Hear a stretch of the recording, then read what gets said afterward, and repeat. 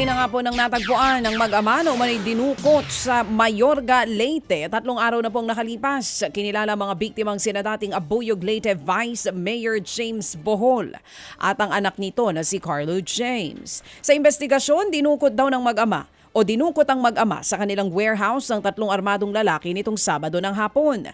Natagpuan ang kanilang mga labi sa damuhang bahagi ng isang kalsada sa bayan ng Silago. Patuloy pa rin ang investigasyon. Samantala po naman sa ilang pang tampok na balita po naman, patay ang isang dalagita. Ito po naman ay nangyari o napigilan po ng mga otoridad ang isa sa pagtatangkap mamamaril sa isang paaralan doon sa General Mariano Alvarez sa Cavite.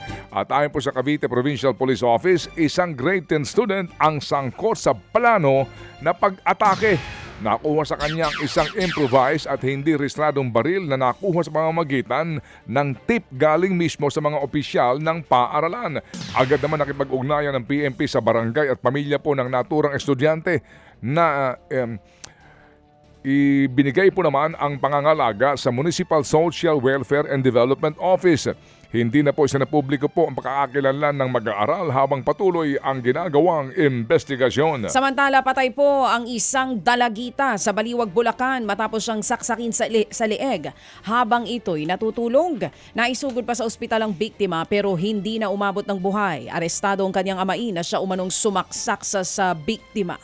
Ayon sa mga pulis, posibleng kaso ng mistaken identity ang nangyari. Bago mangyaring pananaksak, nagtalo daw ang nooy lasing na suspect at ang ina ng biktima. Posible umanong ang ina ng biktima ang punteriya ng suspect. Nakakulong na ngayon ang suspect at nahaharap sa kasong murder. 4 ang patay habang 11 ang sugatan matapos kung araruhin naman ng wing van ang mga naglalamay lamang sa gilid po ng highway doon sa Pagbilao, Quezon. At ayon sa investigasyon, galing po sa Naga City ang truck at patungo ng Santa Rosa, Laguna ng maaksidente. Ang pahinante po ng truck ang nagmamaneho dahil nagparelyebo daw yung driver para makapagpahinga. Pero nakatulog daw yung pahinante kaya nawala ng kontrol at inararo ang lamay. Patuloy pong iniimbestigahan ng pulisya ang insidente. Inihahanda na po ang patong-patong ng reklamo laban sa pahinante at dapat din sa driver ng naturang truck. Muling nagkaroon ng minor eruption sa Bulkang Taal. Umabot po sa 1,200 metrong taas ng abo na ibunuga ng bulkan mula po sa main crater nito. Tinangayan ng hangin papunta po sa timog kanlurang bahagi ng bulkan. Nananatili sa alert level 1 ang Bulkang Taal. Ang ibig sabihin mga kapatid, ipinagbabawal pa rin ang pagpasok sa permanent danger zone. Samantala po naman buwaba daw po sa critical na level ang tubig sa Angat Dam.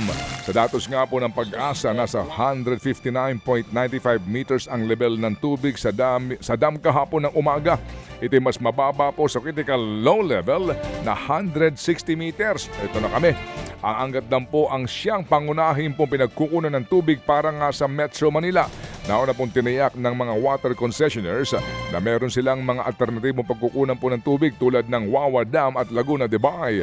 Posible po raw po na tumaas ang level ng tubig sa Angat Dam sa ikalawa o ikatlong linggo ng Hulyo kung mag-uulan. Mga kapatid, patuloy po kayong tumutok sa 105.9 True FM para sa totoong balita, impormasyon, music and entertainment. Mag-subscribe sa aming YouTube channel at podcast at sundan nyo kami sa Facebook, Instagram, X at TikTok sa True Network PH. Bisitahin din po ang aming official website, truefm.ph. At panoorin din kami sa True TV Signal, Channel 19. Kami po ang 105.9 True FM. Laging true sa'yo, kapatid.